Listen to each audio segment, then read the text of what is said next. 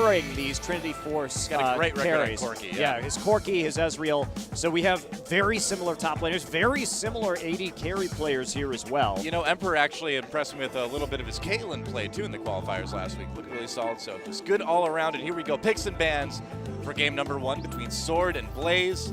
And so far, Lissandra and Corki banned out. Well, the Lissandra ban, we did see Ambition play that in Champion Summer and absolutely destroy in one game. Yeah. That says he's probably been working on his Lissandra play ever since, but he was very threatening on that champion just a couple of months ago. Twitch going down as well, of course. That is one of Prey's signature champions. Yep, all the way back to Champions Winter, where they really, really had a lot of good games with his Twitch. That Ahri, so they're taking a little bit away from Ambition right there. So one team targeting the AD carry, the other team targeting the mid laner. I think it's a good idea for Sword to target Ambition, too. He is known as a player that's got maybe a little bit of still instability in the early game, known for kind of giving up first blood from time to time. So if they can force him into some uncomfortable picks, maybe they can kind of force him into some of those bad habits that he's trying to overcome. And there's the Zed ban, of course, as the last one on the board. So actually, Najin, Black Sword taking out that Nidalee. They didn't want to take that pick first. Yeah. What is their first pick going to be? It wouldn't surprise me to see an Ezreal right here. Shen is still up, though. There you go. Good choice. Yeah, the Ezreal, just because that is another one of Prey's signature champions, and with 2 bans already targeted at Prey, they want to make sure he gets something that he's comfortable with. And Emperor also a Trinity Force AD style player, so they want to keep that out of his hands if possible. The Emperor. You can feel the hate flowing through you. He can. Okay, so the question here, Jack's still up and pickable. Will Flame go for that? They are going to try and take that Thresh away from Kayn. Good idea. Not Lustboy's main champion. Lustboy, Lulu, Nami made some waves with those champions, but of course. Good one. Yeah, I see what you did there. But yeah, the Thresh pick coming in, not too surprising. You really don't want Kayn to have that. That is pretty much Kayn's main. Yeah. Force him on something. The main for Kayn will always bring the pain. That's right, he will. In lane. In lane, and Flame picking up this. Now, the Aatrox is not a surprising pick for a jungler like Daydream, just because, again, he likes to play so aggressively. He's not afraid of those early tower dives, and that's a champion that fits quite well with his style, if indeed it does go into the jungle. There's the Elise pick, a watch special, and Nagne had some pretty impressive Gragas play at Worlds. Yes, indeed he did. Now, the Elise pick, I love playing these more mechanically complex junglers. I've never been a fan of when he plays Nunu. I don't really think it caters to his ability to make plays in lane, and Ambition going to snatch up that Kassadin pick. You know, I think this is a good pick for him, though, because we've always talked in the past about how he struggles early game in lane. Kassadin, a champion that you don't necessarily need to have the best CSing throughout the early game to do well late. So, no, I think this is a really good pickup for him. We'll see how it works out. This is certainly not something that we're used to seeing from Ambition, that's for sure. But again, ever since the World Championship, we've seen a dramatic rise in picks here in Korea, like Aatrox, like Kassadin. The teams really took note on how well the other squads from around the world were performing in the 2013 championships, and have added that very quickly to their repertoire. And there's that Caitlyn coming in as well. Yep, that's right. You know, like I mentioned earlier, Emperor had some really good Caitlyn games last week in the qualifiers, so no big shock there. A little bit of Teemo trolling going on from Najin's Sword. If they lock it in, though, I'll be at the same time furious and amused. That's usually the emotions you feel when someone locks in a Teemo.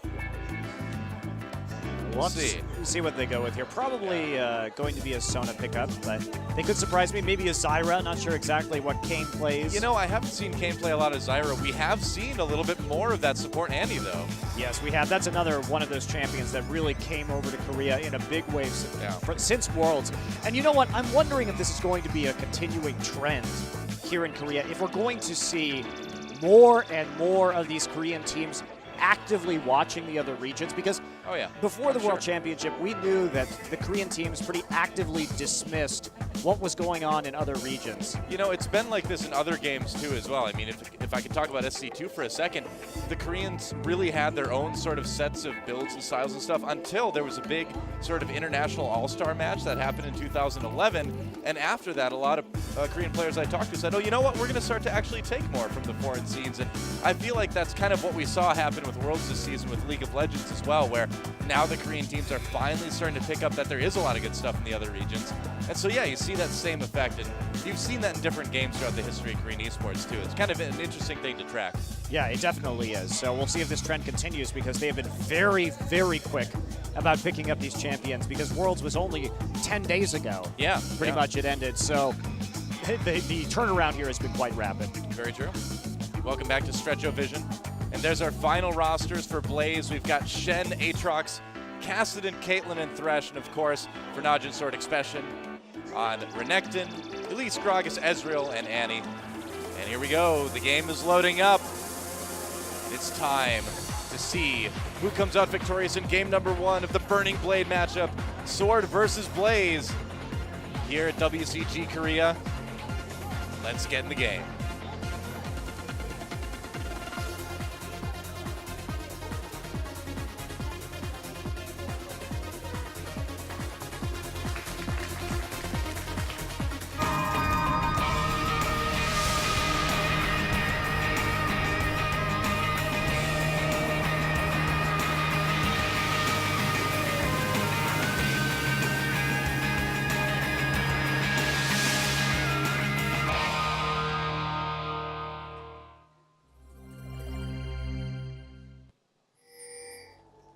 And here we go, guys. Welcome to Summoner's Rift, Najin Black Sword versus CJ Blaze.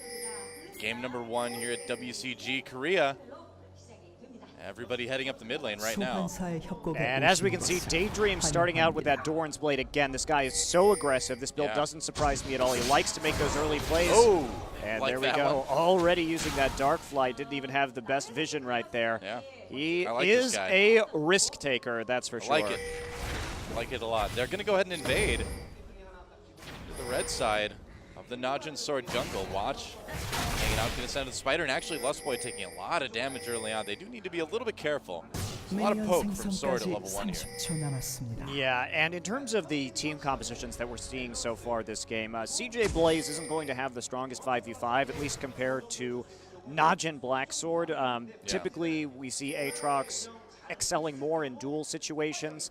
Of course, his passive revive does give him some level of threat in team fights, but they're really going to want to catch people off guard with the Aatrox and Cassidy combo and pretty much avoid those team fighting situations. Of course, that support Annie has such strong engage and AoE CC potential. The Renekton constantly burning you down with that Dominus as well. So CJ Blaze looks like they're going to be doing their CJ Blaze thing of split pushing and trying to create picks till the end of time. We'll have to see. I'm very curious in this game if Blaze is going to try and grind out that late game split pushing and the huge farming on Ambition and Flame like they usually do. Now, Cassidy doesn't need that much farm, and he shouldn't be focused on getting farm in the mid game, so this is a good test if CJ Blaze has broken some of their old bad habits, because they need Ambition to not focus on farming and focus on making plays in the mid game, which is not characteristic of CJ's play normally. Yeah, we'll see. They do have another mid laner right now, but he is a bit of a sub. Of course, Baimi, a lot of damage put onto Expression early on. It's going to be a tough 1v2 for him. Yeah, he was trying a cute trick where you stand in the bushes and get some of that early experience, but not going to work out. They managed to find him, and that'll be that. Now, Ambition has to be very careful. Of course, the Annie support mid lane, a classic from Royal, and the reason we saw that pick so late in the pick and ban phase is because they knew that they could really shut down Cassidy by doing this. The reason why, of course, you do it is you get that instant hard CC. The kill potential is absolutely amazing. And of course, you have the range stun as well, which is pretty unique for support champions. And that puts a lot of threat on a melee AP like Cassidy. He's not going to have a lot of options. So it really comes down here to Daydream, and will he just let Ambition kind of twist in the wind for a little bit, or is he going to help out early on? Well, we'll see. I mean, it is tough to engage on something like that, too, again, because of that Annie stun. But they are pushed up quite far. Good warding, though, so, I mean, if anything happens from Daydream, they're going to see it coming a mile away. Yeah, that's absolutely correct. And Daydream looking like he is going to make a play for that bottom lane at the moment after doing his initial clear. Gone back and bought a second Doran's Blade. I love this guy, though. He's pretty awesome, man. I mean, as far as junglers go, it doesn't really get much more aggressive than this. And there's that stun, just kind of poking down Ambition a little bit. You know, you can go relatively all in very early with that support Annie, too. And I mean, that Ignite, even if you don't finish him off, as long as you just force him out of lane, too, it's a lot of damage on it. Look at this. Nagne. Yeah. Oh, Nagne. See if if Flame telegraphs this a little bit too much. Yeah, he is. I think Nagne knows that there's something up. Oh, I don't know, man. It's not Oktoberfest for him. There it is. I don't know if Nagne's getting out of this one. Doesn't look like it. And Daydream picks up a well-deserved first blood. Cute move right there, coming into the try through Dragon Pit. This is what I'm talking about. He's always had very interesting pathing for his ganks. He really thinks out how he's going to surprise the laners and makes him pretty devastating. And he gets the pushback on the lane as well. A massive minion wave forces Watch to come bot so they can at least earn that experience. And look at this, they're already going to make a play. This is not what we're used to seeing from Blaze, though. Yeah, this is so cool. They're going to bypass the wards as well. You can see already Kane falling back to place another one. Yeah, he knew it was coming. Really good play from Kane there to get that ward down just in time to see the gank on the way and foiled the plans of Blaze for now.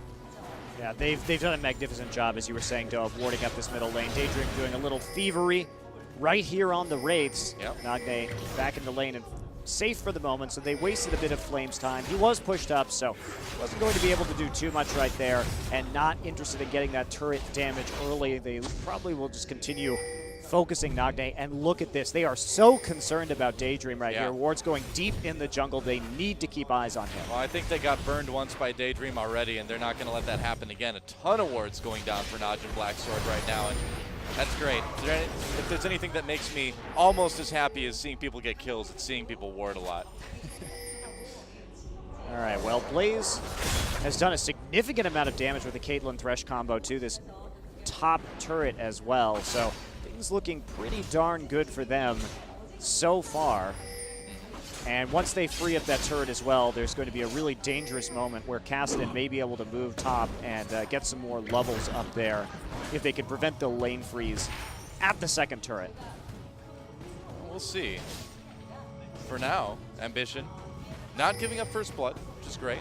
He's had about as solid of a game so far as I think he can, and given the situation with that 2v1. Not easy.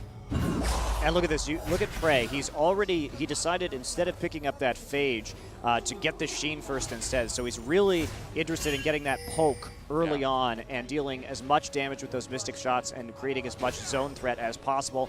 And we also see the Chain Vest coming down for Flame, which is a bit interesting, of course, because he's in a lane against a Gragas. So he just says Flame is not concerned and that he wants to fast track that Sunfire cape so he can be a split pushing threat a little bit earlier instead of going for that Spirit Visage first, which we typically see in that lane. It also probably means that once that tower goes down, we'll see Shen rotate to that top lane as opposed to Kassadin.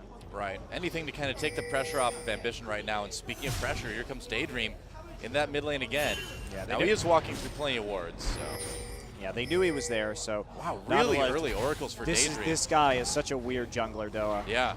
He really doesn't want to get seen, so he's like, all right, well, I'll just buy a really fast oracles and just kill all your wards. And this is, as you were saying before, we were talking about, will this injection of fresh blood really mix up the Blaze style? I'd say the answer is yes so far. If we look at Daydream here, this is about as early game as you can play a jungler. Yeah. 2 Doran's Blades followed by an Oracle at 7 minutes. I mean, this is all about that early game control. It's not about grinding it out until Flame and Ambition get monstrously fed like we've seen from Blaze in the past. And that was really what hurt them, is because they focused so hard on that farm that it left them vulnerable to a lot of roaming, which is how we saw Ozone defeat them in Champion Spring. True Shot Barrage.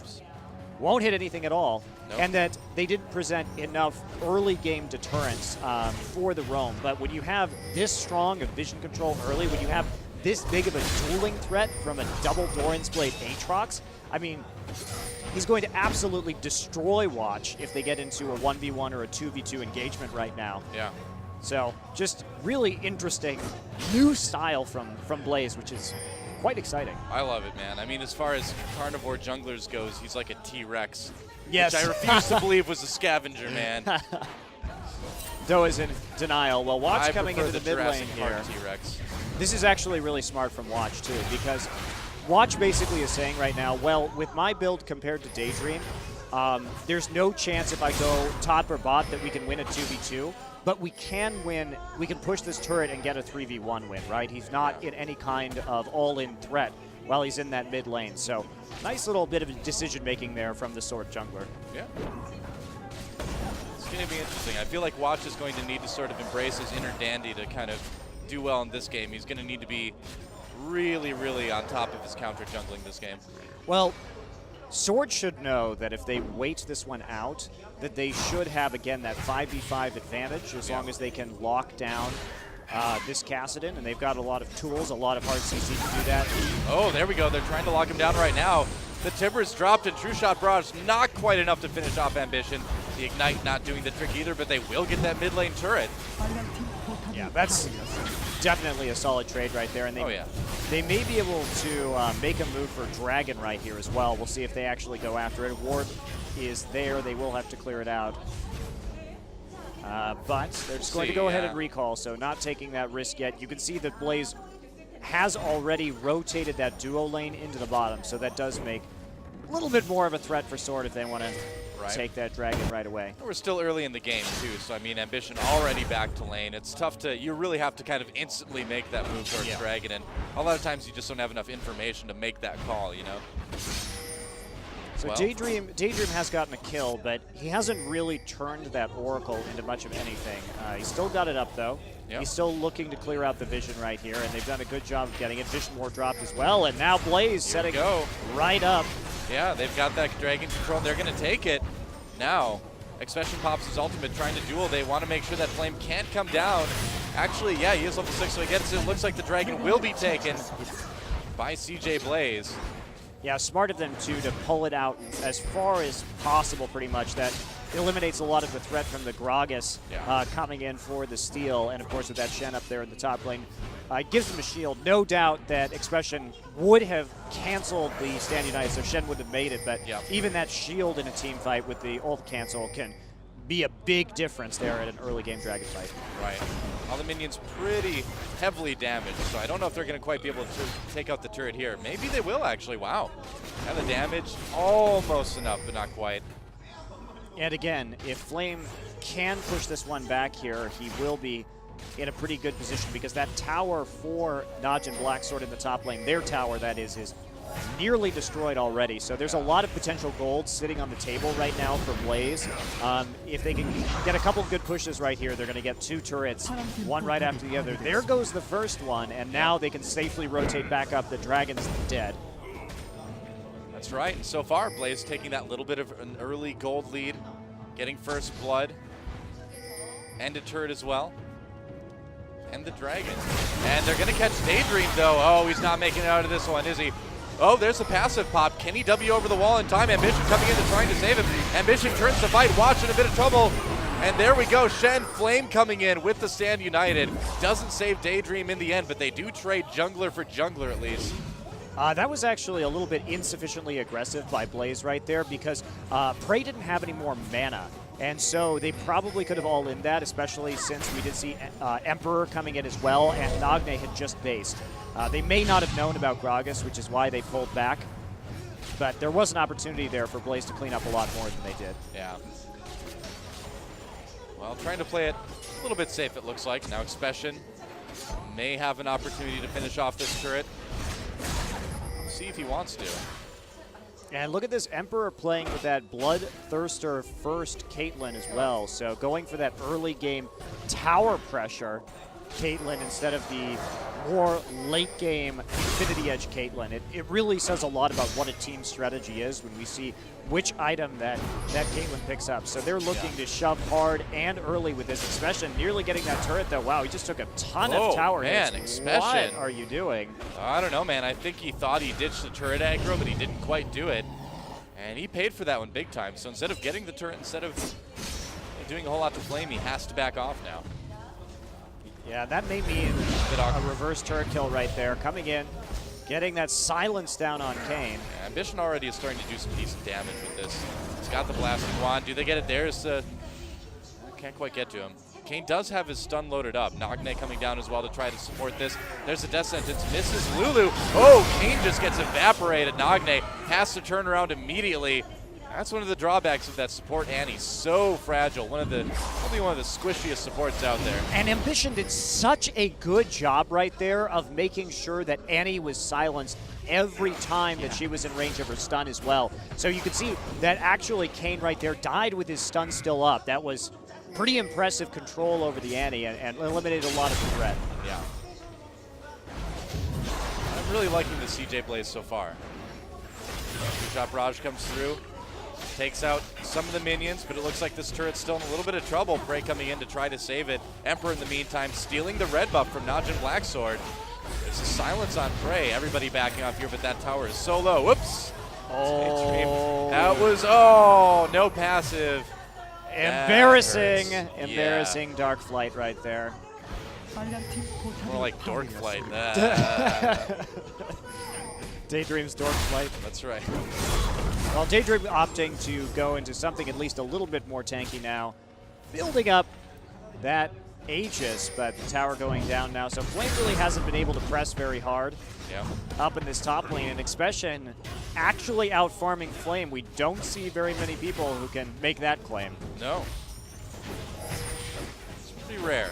It's a rare day when Flame gets out-farmed, but it's a new era for Blaze. Expression is getting... Oh, he didn't make it out. He was about a half second away from finishing his recall, and Emperor will go ahead and pick that one up. You know, if there's one thing I got to say the Korean players are really talented at, it's recalling in very dangerous locations, but every once in a while you get caught. All right, they're trying to get a push in on this mid lane. Might be hard, Nagne there to wave clear. Yeah. We'll be able to do it pretty easily, but that tower doesn't have a lot of hits. They can probably just tank it here. True Shot Barrage coming through, uses that explosive cast, but I don't think it's going to save this tower. Nope. But it will prevent them from rotating as effectively, of course, losing a lot of HP in the process. And that top tower that Najin Sword still has up is only a couple hits from dying itself. So it's amazing that it's lived this long. It's a testament to Expression, really, that he's managed to keep the lane pushed for as long as he has. That's sat at like probably around what, like 150 to 100 hit points for a long time. And Ambition getting ever bigger. Yeah, this is what I was afraid, though, is that we have this cast and going ahead and farming this lane right now instead of being more aggressive and making plays on the map. And now Emperor forced to farm the jungle just a little bit right here, and we really need to see some more aggressive plays from Blaze in the mid game if they want to take this one home. Yeah. Well, here's their moment. Dragon is up in just a couple seconds. We'll see if Blaze collapses on this one. Looks like they may just want to give this one Oka Sword.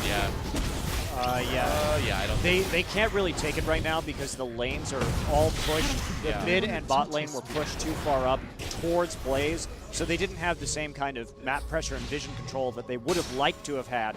Makes it pretty dangerous to go in. Right.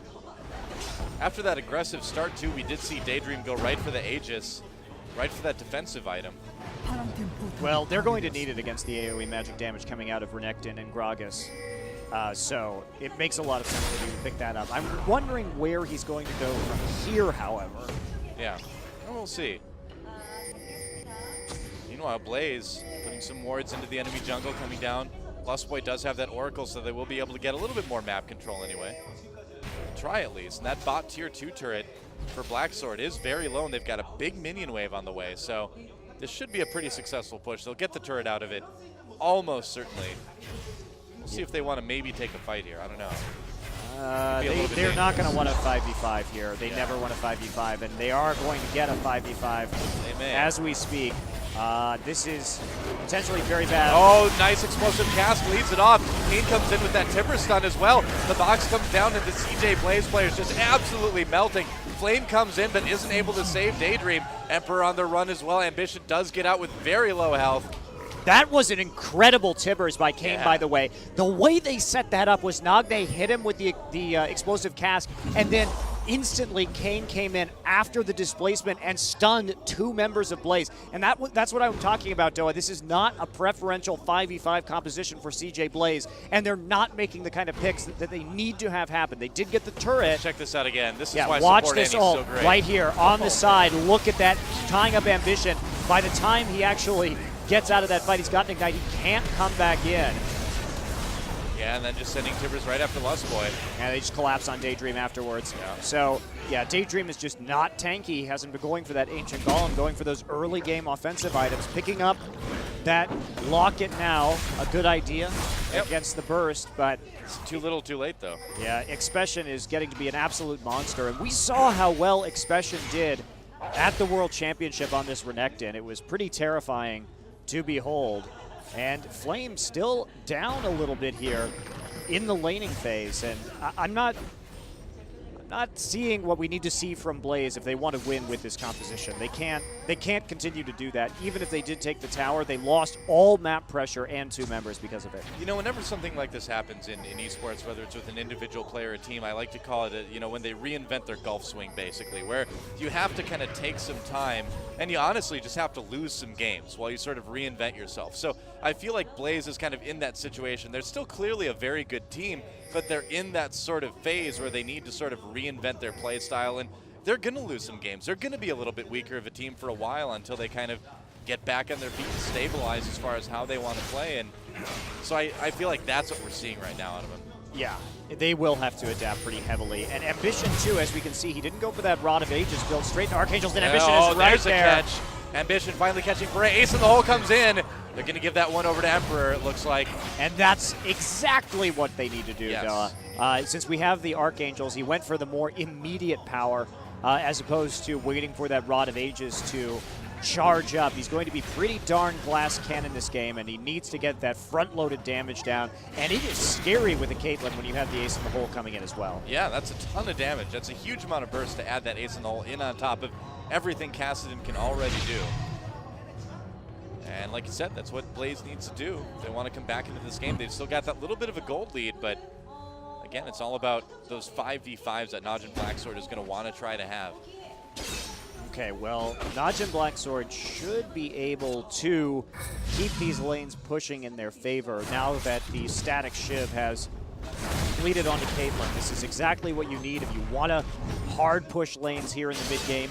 She's got even better wave clear, doesn't cost mana, and she's going to be constantly topped up in terms of health thanks to the sustain from the Bloodthirster. So, when Emperor played Caitlyn too in the qualifiers last week, he was playing this kind of Caitlyn, just very push-oriented. Even did a little bit of split pushing actually later on in some of their games, just being away from the team, knocking down turrets.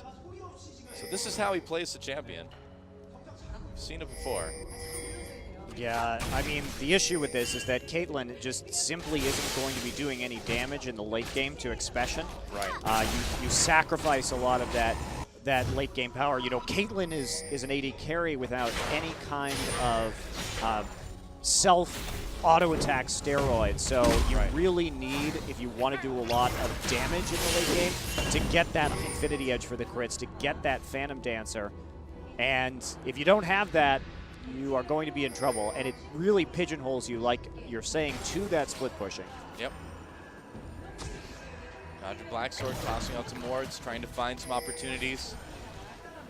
And they need to be really careful. I mean, Najin Sword, or CJ Blaze rather, needs to be very careful, because Sword knows what they're doing. They're staying grouped, not letting themselves get separated, not letting themselves get picked by Ambition. I think Prey learned his lesson. And they're going to just push up mid lane. Death Sentence misses. Yeah, the problem that Najin Blacksword has in this situation is, I mean, we'll see how well they can actually siege this, but again, with that static shiv, it does make it difficult. Najin Blacksword setting up for the Dragon. Yep, that's right. But this is where they want to fight, too. So yeah. they've got some good wards going down right now. They will be able to see the angles in which Cassidy is going to come in. And here we go. Ambition making no bones about it either. Kane does have Flash, Flames in there. They do get Dragon, but is the fight going to happen? Ambition, there we go, locked up in the back. Daydream comes in. Sword members getting a little bit low. Ambition has managed to stay on the fight so far. Kane the back line, T goes down. Lustboy getting chased. Nagne gets that one. Daydream still alive in this fight. A double kill for Nagne already. And it's a 2-for-1 in favor of Sword at the moment. Ambition very low. They're going to be able to get a triple kill for Nagne. Going critical mass here with this Gragas. Kane comes in with another stun onto Flame. Flame very tanky right now. Manages to get a double himself. But in the end, it does look like they're going to be able to take him down. Daydream just way too low health to help him out. Messy fight, but it didn't end up being a little bit of a win for Sword. And that was a nice engage by Flame that saved what otherwise could have been pretty disastrous for CJ Blaze. But the counter engage from Kane really tied up Daydream and Flame in the back of the Dragon Pit with a stun. Let's take a look at this again. And this is that danger. Oh, he used that quite early to make sure that they got the Dragon. So we see the initial cocoon going down onto Ambition, and a nice engage by Flame and Daydream forces the Timbers to be used on the tanks, which is not exactly what you want. And Prey gets so low that he has to get out of the pit and isn't able to do much besides cast spells over the back of the wall. That said, Nagne with fantastic barrel rolls throughout this engagement, with the triple kill coming in right here onto Ambition. The second cocoon of the fight onto Ambition as well. Nagne comes in, finishes it off with the body slam. Flame now tied up, and it's going to be a little bit before they can actually take him down, and he does manage to get Watch for his troubles, getting awfully tanky. Yeah, man, Nagne did a great job dodging those dark flights, too, from Daydream during that fight as well. We saw Gragas at Worlds, and it's pretty scary then, too. And there's another explosive cast just knocking them off of that turret, and they'll get it. The Ryu patented way to use that Gragas. Yep. He really brought about that kind of revolution in using Gragas in that manner, and I really like to see that because it gives you such fantastic objective control. And now, after being behind for a while, Najin Blacksword in the lead, and CJ Blaze just, you can tell that they're still uncomfortable with this new lineup, this new style, because we saw Ambition kind of falling back on old bad habits right there in terms of going back into that lane to farm up a little bit more. And on a champion like Cassidy, when he had already gotten a kill or two, he should be good to go and looking for those picks more aggressively. And there was a timing window here in the mid game that CJ Blaze really had to set up those picks and to set up the split push. And we can see they absolutely do not want a 5v5. As we get, even with a good engage in that last engagement, it still wasn't optimal for them. Yep. Oh, Ambition coming in, getting some good AoE damage done. Watch very low, does repel out of that Q from Daydream. And they're going to rotate around back to that mid lane. Blaze, though, pushing up the lane themselves, and does Sword want to fight this? Watch still very low. They can get a good Gragas ult right here if they want. Yeah, they can. Lustboy a little bit behind here. Flame's flash is still down. They should probably just engage this because he's not going to be able to get into the back lines like last time. Right, we'll see. They're doing it very carefully. They want to be under that turret. And looks like we just have a bit of a standoff for now. Ambition actually recalling for the moment. Nope. Yeah, they know exactly where he is right there. Yeah. And if Kane can continue to ward their flanks, it will eliminate a lot of that threat presented by Ambition right here. Yeah. All right, well, Flame coming in, going to try to save this top turret. It shouldn't take a whole lot of damage. Gold total still very even. Even turrets, even kills, but really it's all about that team comp right now. And here we go. Ping's going down on that tier 2 bottom turret, so Najin Blacksword just clearing their jungle, and they are going to set up for that in just a second. They've got that top lane pushed nicely for the moment. They see Ambition farming in that mid lane. Yep. No, it's safe to push a little bit. Yeah, they don't want a 5-man show bot, though, while there aren't any wards on the Baron, because the threat is still there, even though CJ Blaze would be extremely slow in doing Baron. Yeah. No need to take that risk, and they'll go ahead and check the shot barrage. Yep, just in case. But Blaze, with no Baron, aspirations right now. Not yet, anyway. They need more wards, though. They don't have enough, and Kane is not being particularly quick about getting up there. Not quite yet. Yeah, they continue to ping that bot turret. So they see Kassadin down there. They could theoretically make a play on it right now, or at least clear out the vision. And that's what they'll do. Watch. Yeah, double oracles. That's going to help him clear out the wards really quickly. And we'll see how many wards Kane can get out. He only has a Ruby Sightstone right now. Sword playing this surprisingly tentatively around this Baron right here. They need to be more aggressive, especially when they saw that Kassadin in the bot lane about sweeping around the pit, because that's what's kind of keeping them from applying more pressure onto the map right here. Right. And Flame now finally starting to do a little bit of that split pushing. It's got a long way to go, though. That lane is really pushed in Black Sword's favor right now. Ambition at least has finally finished his Archangel, so he will have that extra bit of tankiness here and survivability that he didn't have previously because he didn't get the Rod of Ages. Right. So that's the advantage if you rush that Archangel staff, is typically you get the shield from Seraphs, excuse me, a little bit sooner. Yep. So you make up for the tankiness somewhat. Very true. He also has that Void Staff as well, so he's going to be doing a lot of damage. Yeah, they're just letting Flame split push into this bot lane. Sword has just been kind of A little bit diddling around the yeah. map. And Death Sentence does miss. Cocoon hits, though. Expression hit by that ace in the hole. And looks like nobody can really engage. It's a fight around Dragon, but look at this. Flame continues to push. They're just kind of letting him do it. Now moving back, but that's going to allow Blaze to take the Dragon. Sword just kind of falling apart here, looking very unsure about what they should do. This is some really sloppy play calling that we're seeing from Sword right here. Really bizarre. They're just letting CJ Blaze dictate the pace of this game, even though they were in a pretty commanding position after that fight in the mid lane. You know, I feel like it all changed when Prey got caught in the jungle, and it seemed like the whole attitude of the team just changed to one of where they look a little bit afraid. They look really tentative about their movements. Funny how like they little thing they like didn't that. even do anything right there, in spite of the double oracles and in spite of all of their time spent in mid lane and around the Dragon Pit. They didn't even accomplish de-warding Baron, or Baron Pit, excuse me. They didn't accomplish de-warding Baron at all. So this is some pretty questionable map movement that we're seeing right here. They may finally go in and see if they can actually regain control of the upper half of the map. You know, this has given Blaze a lot of times to get their champions a bit more powered up, though, too. So the 5v5 is not going to be as easy as it would have been before. Daydream coming in, they're going to actually try to take out Expression here. Expression sees Daydream come in because of the ward, and he's going to have to play very carefully. Ace in the hole takes a big chunk out of Kane. And I think we're going to see a fight here pretty soon. I've got a feeling.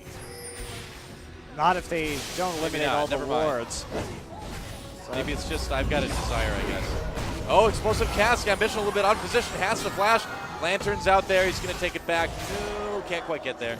Well, it's okay, though. They forced out the Seraph shield, and they only used the Gragas ultimate for that, and that has such a short cooldown at this point in time that it's not going to be that big of a deal. They still will have a nice timing window in order to deal with Ambition. They also forced him back, and this is the moment they've been waiting for, to five-man this mid lane, trying to go and get some damage on this turret. Well, Ambition. Flame trying to come in with the flank. Lustboy has the Oracle, so he's going to be able to clear out those wards coming in to the base. And Flame just going to come in with that flash shot onto Nagne. Daydream over the top there. Prey doing damage from the outside. The box does lock up Emperor in the back line. Nagne has to back off for a moment. Daydream looking for another opportunity. The Q goes across the team. Expression comes back. A double kill already for Ambition. Prey a bit caught, dodges the Dark Flight, but can't dodge death. And Nagne, the sole survivor, tries to get the kill on Ambition, and he will get it, but not before he goes on a double kill for Flame, and that's a one fight for CJ Blaze. A huge turnaround in this game. And fortunately for Blaze, they have Shen and Caitlyn up, which means that they can do an uncontested Baron right now. They had exactly the members of their team that they needed in order to take this. Man. And right there, Flame again. Now, we talked about this earlier, but there was a timing window when Flame didn't have that flash up, so that it made it much harder for Blaze to engage. And I mean, Najin Sword just kind of waited around until Flame got his flash up again, and now they have the Baron, and now they have all of the momentum right here. So Najin's sword has absolutely let this game slip through their fingers. What a bizarre game. Look at this engage by Flame. What a beautiful flash taunt. They really caught it off. Look at that. They got both Nagne and Watch, two of the Swiss-tier champions right in the front line. Nagne has to back off using his cooldowns, and right there just absolutely destroying in the back. Ambition doing a good job of coming in, skirting around the outside of the fight and cleaning it up one by one by one. Nagne tries to get the kill on Ambition, doesn't quite finish it with the explosive cast, but will flash over and finally finish it off with the Ignite. Wow. Gotta wonder if Ambition maybe should have just let his teammates take that one. Yeah. It worked out either way. It's fine. Well, he's nearly got the death cap now, so he's gotten even scarier. There already is a death cap for Nagne, which is one of my favorite emo bands. Death cap for Nagne? Death cap for Nagne, yeah. Of course. And still no sign of an Aegis on Najin Blacksword either. They've nearly completed it onto Watch, but that's pretty devastating when you need that team-wide MR to help deal with this insane Kassadin right here. Yeah. Another one of my favorite bands, of course, is My Chemical Renekton. Oh, ace in the hole. Nice block by Nagne. Gray still takes a lot of damage out of that from Ambition, and now CJ Blaze on the chase once again. They will use that cocoon onto Daydream to slow him up just a little bit. He's going to continue, though. They want to engage on this. Everybody grouped up. Daydream can't quite get there for the Dark Flight. Man, they've just got him on the run. Meanwhile, Flame has that lane pushed up, and he can move back into position. Yeah, he's just going to go ahead and recall, and he can stand United anytime he wants to, too. You can see that Prey is actually going for that later Blade of the Ruined King right here, which is a great idea when they're trying to assassinate you with this Kassadin and this Aatrox, because it allows you to get that instant burst of life from the blade, and at least slow down probably this Kassadin enough that maybe your allies or you can actually take him out even through the Rift Walk. And there we go, Emperor also now grabbing the QSS. Give him a little bit of extra escapability from the Annie, from the Renekton. We'll see if it works out. Blaze threatening in the jungle of Najin Black's sword. They want to try to close this one out if they can. It's been a pretty close game overall, but yeah, that big turnaround I felt like really began when Frey got caught by Ambition in the jungle about like 20 minutes ago now, but it's the whole attitude of Sword just changed right at that moment. Yeah, they definitely had a pretty significant advantage before that point, and then the play calling just absolutely went down the gutter. Yep. Well, the tower in a little bit of trouble here. Everybody gets engaged on buying Expansion. There's a shield from Thresher. Going to pull Expansion in again using the box. If they can clear out the tank, it's going to really help them push, and they will. Wow. I am really surprised by some of the moves Sword is making right now. Yeah, and right there we saw Watch wasn't quite in range of the cocoon, but this is just kind of janky play calling. One person going in, the rest of the team so reluctant. Yeah. And you seem of two different minds here. I think they really overestimated what this Kassadin could do after that one pick they got onto Prey, and Sword's just been playing scared ever since. Which is interesting because they have so many disables. Yeah. And they have two targeted stuns in Renekton and Annie that they could use to help disable this Kassadin. So bizarre. But you know what, Doa? What's great about this is this matchup, Blaze versus Sword, we've talked about this a lot. These teams always have fantastic games. Oh, yeah. They never disappoint, man. I mean, we've seen that Blaze's record is a little bit better, but that makes sense because Fire type does beat Steel type. So far, Blaze looking super effective in this match. They are. But it's always really back and forth between these teams, close games, and it's always a treat to watch them. So it's nice to be seeing this one here. And even though Sword had that advantage, Blaze used the split push to really shut it down. And they managed to have better vision control throughout the mid game. And that's been helped too by the fact we haven't mentioned, but Daydream picked up that Sight Stone after going for the Locket in order to help out with the warding. Right. Like any good jungler should do. Well, typically, you know, we only see that on Lee Sin. The Aatrox is right. A Daydream just has his own style. Maybe just wishful thinking from a support. And they're trying to set up the pick right here with the anti-stun. I don't know if that's going to work out. Well, they see that there was this creep wave meeting in the mid lane, and they're trying to prey on Blaze's tendency to love the farm a little too much. Yeah. But they're going to back off. Look at all the pings right there. There's so many vision wards right now in the jungle. Yeah, Blaze has some okay vision farther up, but so far, Sword's been able to take back a lot of that. And Blaze is fine with it. They're just going to play this one passive. They're 8K gold ahead. It's pretty much just a waiting game for Sword right now. We've got the Baron coming up in another minute, and that's going to be the do or die time for Najin Black Sword, because if they can't win a 5v5 team fight in the open ground around Baron, they're not going to win one at all in this game pretty much, because that should give you, you know, Cassid's not going to be coming over a wall right there. You should be able to see what he's doing and what the plan is and which angle he's coming from. And there we go. Do they get the grab? Not quite. Ace in the hole does do some big damage to Prey. And CJ Blaze is going to come in. Expression gets a stun onto Flame. They're going to have to back off just a little bit. Bit of an awkward movement by Blaze there, but turned out okay. Nobody taking that much damage. Well, you can see that Black Sword right there really not wanting to engage at that point in time. They know the Baron's coming up. They know that they don't want to fight in the jungle when Ambition has the chance just to hop back and forth over the walls. Well, the last thing they want to do is lose another fight and get Baron taken on them again, you know? Yeah, so this is about to be the moment of truth here. Tons of wards coming out of Blaze. Yeah, the game's going to be promptly decided in this next fight. Prey is down with Flame, trying to counter that split push a little bit. Yeah, and he can't really stun Flame if he wants to get up to that lane as well. There we go, Blaze going after Baron. Expression, Nagne coming in. The barrels in the Baron bit is a scary thing. Riftwalk coming in. Ambition trying to zone. Lustboy trying to zone as well. There's the box. The Baron almost dead. Cocoon misses. They do get the Baron, and now here comes the engage on the top of Najin's sword. Lustboy very low in the back line. Nagne fleeing already. Prey did make it up there. Expression just trying to zone as best he can. Daydream gets his passive pop. Expression having to back off.